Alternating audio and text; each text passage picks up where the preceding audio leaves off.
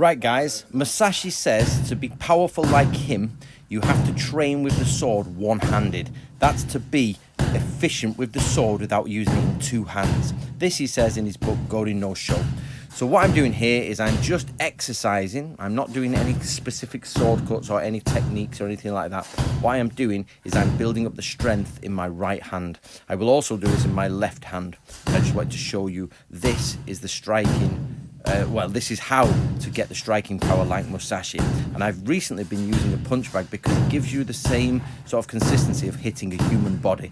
The sword will cut in or bounce back, or cut in and then bounce back.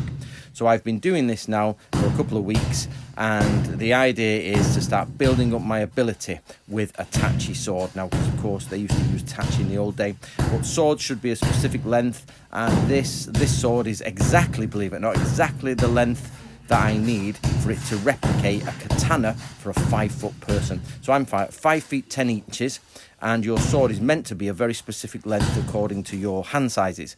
And this one fits the exact length it should be if I was 5 foot and this was a katana. For me to have a tachi, I'd have to go one up from this, because of course Westerners are taller. However, I made a mistake, or a couple of mistakes, and I'm going to show you them now. But if you would like to help me, then get a copy of How to Be a Modern Samurai. This really, really helps, and it's actually on Audible, so get a copy on Audible. But what I'm going to do now, are you ready guys? I made 2 mistakes. I missed the bag twice, and this is the power that comes out of it. I think an Udinuki strap would be good use here. What do you think?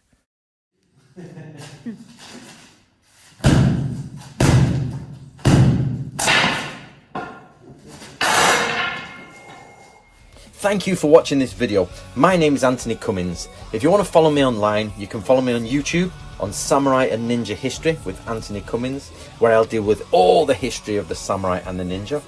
You can follow me on Samurai Martial Arts Real Training. This is where you'll get only the physical, you'll get only the martial arts. You can follow me on Natori Ryu, where I teach and show all the different strategies and warfare related to the Natori family. Now, outside of this, I also do some other things. So you can join me on Western Culture and Tradition, where I look at the little bits of information from the West, our folklores, our customs. You can also join me on Warduke. This is purely a fantasy channel, a little bit of fun for me in my spare time. If you're on Instagram, you can follow me again on Samurai and Ninja History. This is my basic account. And again, getting back to the fantasy, you can follow me on the Dungeon Crawl, where I'll go through everything that's eerie, dungeon synth, and all of those fantasy elements. And finally, I put some of my art on all Space Marine chapters. I do this just so I can do a little bit of art and keep up to date with the artistic world and keep my skills alive. I hope to see you there guys, and I look forward to all of the comments on my posts and videos.